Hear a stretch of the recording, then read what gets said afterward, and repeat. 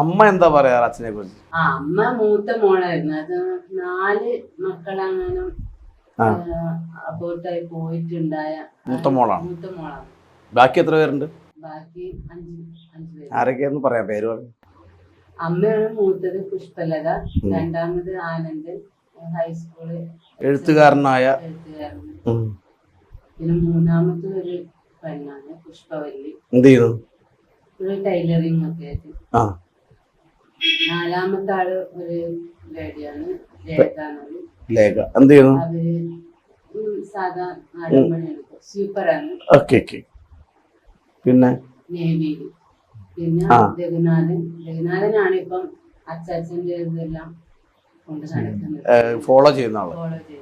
Literary പുള്ളിയെ പോലെ തന്നെ ഫീൽഡിൽ പോയി വർക്ക് ചെയ്യുകയും കാര്യങ്ങളൊക്കെ ചെയ്തുകൊണ്ടിരിക്കുന്ന ആള് രഘുനാഥനാണ്. ശരിക്കും രഘുനാഥന് പരിചയമില്ല. പുള്ളി കേരളത്തിൽ പൊതുവെ അറിയാത്ത ഒരാളാണ് ആളല്ലേ? അപ്പൊ അദ്ദേഹത്തെ ഒരു പരിചയപ്പെടുത്തേണ്ടതുണ്ട്. മറ്റേ പിന്നെ ആരാ? ചെറിയ മാമൻ. ആരാ? ഞങ്ങളെ സുഹൃത്ത്.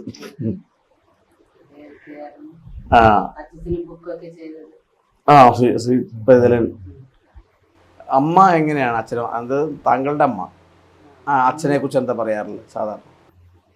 അമ്മന്റെ ഓർമ്മയാണ് ഈ രാഷ്ട്രീയ പ്രവർത്തനം. അമ്മയായിരുന്നല്ലോ മൂത്ത മകള്. അതാണ് അമ്മക്ക് 5ാം ക്ലാസ് വിദ്യാഭ്യാസമേ ഉള്ളൂ. അമ്മയായിരുന്നു ഈ താഴെയുള്ള എല്ലാ അച്ഛന് വലിയ സപ്പോർട്ടും കാര്യങ്ങളൊക്കെ ഉണ്ടായിരുന്ന അമ്മയും അമ്മമ്മയായിരുന്നു. അപ്പം അച്ഛനെ കുറിച്ച് എനിക്ക് തോന്നുന്നു അച്ഛന്റെ കൂടെ അന്ന് കണ്ടു വെക്കാനൊക്കെ പോകുന്ന അമ്മയായിരുന്നു. ആണല്ലേ? മോളെയും പിടിച്ചോണ്ടാണ് പുള്ളി ഇതൊക്കെ ചെയ്യുന്നത്, പ്രവർത്തനങ്ങളൊക്കെ ചെയ്യുന്നത്. ആ ഒരു ഈ കണ്ടൽ നട്ടുപിടിച്ച സമയത്ത് അത് വെട്ടിക്കളഞ്ഞതുമായിട്ട് ബന്ധപ്പെട്ടും അവിടുത്തെ ചില പ്രാദേശിക കലാപങ്ങളെ കുറിച്ച് അദ്ദേഹം അതിന് ആത്മകഥയിൽ എഴുതി ഞാൻ വായിച്ചിട്ടുണ്ട്. ആ സംഭവത്തെ കുറിച്ച് എന്തെങ്കിലും ധാരണ കേട്ടിട്ടുണ്ടോ? ഈ കണ്ടൽ, ആ നാട്ടിലെ ഈ കണ്ടൽ വെച്ചുപിടിപ്പിക്കുമ്പോൾ ഉണ്ടാവുന്ന പ്രശ്നങ്ങളെ കുറിച്ച് എന്തെങ്കിലും കേട്ടിട്ടുണ്ടോ? കണ്ടൽ വെച്ചുപിടിപ്പിക്കുന്ന ആ സമയത്ത് നമ്മൾ പുഴയുടെ നടുക്കൂടിയാണ് ഈ വഴി, ടൗണിലേക്ക് പോണെങ്കിൽ ഒരു വരമ്പായിരുന്നു. അപ്പൊ കുഞ്ഞിൽ ആ സമയം ആദ്യത്തെ നാട്ടുകാർക്കും കുട്ടികൾക്കും ഒക്കെ സ്കൂളിൽ പോവാനും ടൗണിലേക്ക് പോവാനൊക്കെ വഴിയില്ലായിരുന്നു.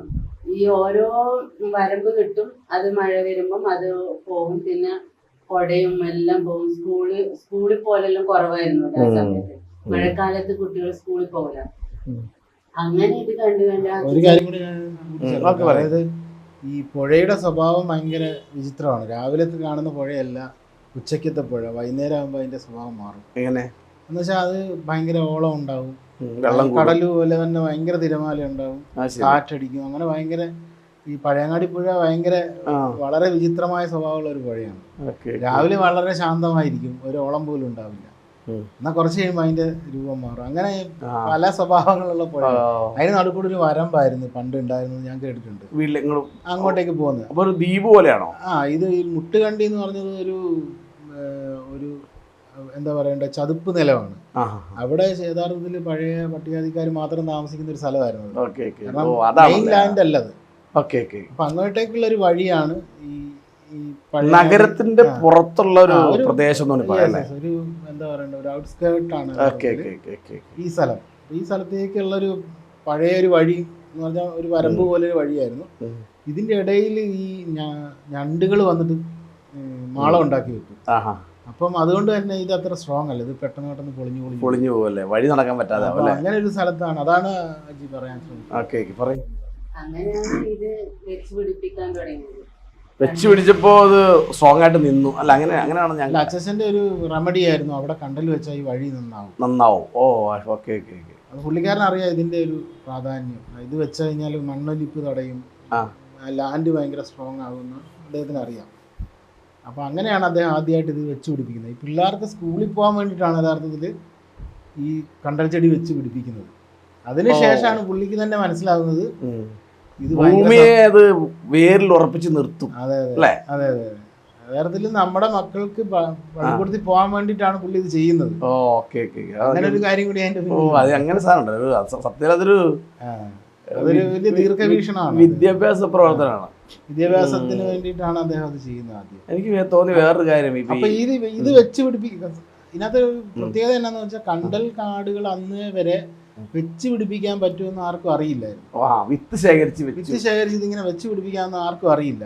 ഉണ്ടായാലും തന്നെ അങ്ങ് വരുവാണ്. ഇതിനെപ്പറ്റി അങ്ങനെ ഇവൻ ഇതിന് ശേഷമാണ് ഈ അച്ഛൻ ഇത് കണ്ടുപിടിക്കുകയാണ്. ഇങ്ങനെ സ്വന്തം പരീക്ഷണത്തിലൂടെ ഇതെങ്ങനെ വെച്ച് പിടിപ്പിക്കാന്ന് പുള്ളി തന്നെ കണ്ടെത്തിയിട്ട് പുള്ളി അതിൻ്റെ ഇത് നിരീക്ഷിച്ച് എങ്ങനെയാണ് ഈ വിത്ത് വീഴുന്നതെന്നും ഒക്കെ മനസ്സിലാക്കി പുള്ളി അങ്ങനെയാണ് പുള്ളി അത് ഒരു മെത്തേഡ് തന്നെ പുള്ളി ഡെവലപ്പ് ചെയ്തെടുക്കുകയാണ്. വെച്ച് പിടിപ്പിക്കാന്ന് ഒരെണ്ണം വെച്ചിട്ട് അതങ്ങനെ അവിടെ നിൽക്കൂല. നമ്മളൊരു മാവ് നട്ട് കഴിഞ്ഞാൽ അവിടെ നിൽക്കും, വെള്ളം അത് ഒഴിച്ച് കുറച്ച് പരിപാലിച്ച്. ഇത് വെച്ച് കഴിഞ്ഞാൽ അത് ഒഴുകിപ്പോവും. കാരണം പുഴ ഭയങ്കര അതിനെ മക്കളെ പരിപാലിക്കുന്ന പോലെ പാലിക്കണം അല്ലേ, അല്ലെങ്കിൽ അത് ഇല്ലാതായി പിടിച്ചു വരുന്നത്. അത് ചെയ്യാനും പറ്റും. അത് പോവും വീണ്ടും നട്ട് അങ്ങനെ അതിനെ അത് എത്രയോ കിലോമീറ്ററുകൾ ആണ് അത് വെച്ച് പിടിപ്പിച്ചത്. 2 കിലോമീറ്റർ അടുത്തുണ്ട് അത്. അങ്ങനെ വെച്ചിട്ടാണ് ഇന്ന് ആ വഴി പോലും ഉണ്ടായത്. ആണല്ലേ. ഇന്നിപ്പോ അത് നല്ലൊരു വഴിയായി മാറി, ടാർ ചെയ്ത വഴിയായി മാറി. അപ്പോൾ ഇവിടെ അത്രയും കണ്ടൽ ചെടികൾ വെച്ച് പിടിപ്പിച്ചിട്ടാണ് ആ വഴി തന്നെ സ്ട്രോങ് ആകുന്നത്. പിന്നെ അദ്ദേഹം ഒരു ബാംബു മെത്തേഡൊക്കെ ഇൻട്രൊഡ്യൂസ് ചെയ്യുന്ന ആ സമയത്താണെന്നാണ് എനിക്ക് തോന്നുന്നത് അല്ലേ? ബാംബു മെത്തേഡ് മുളക്കകത്ത് വെച്ചിട്ട് മുളപ്പിച്ചെടുത്തിട്ട് അത് കാരണം അത് ചെളി താത്ത് കഴിഞ്ഞാൽ എത്ര തിരമാല അടിച്ചാലും അത് പോവില്ല. അങ്ങനെ ഇതിന് പിന്നീട് ഇത് വേര് പിടിച്ചു കഴിഞ്ഞാൽ ഇത് സ്വയം മുള പൊട്ടിച്ച് അതോടെ നിന്നോളും. പിന്നെ അവനെ JCB പിടിച്ചാൽ പോലും അത് അപ്പോൾ അങ്ങനത്തെ ഒരു സാധനമാണ് എനിക്ക് തോന്നുന്നത് ആ കാലഘട്ടത്തിലാണ് ചെയ്യുന്നത്.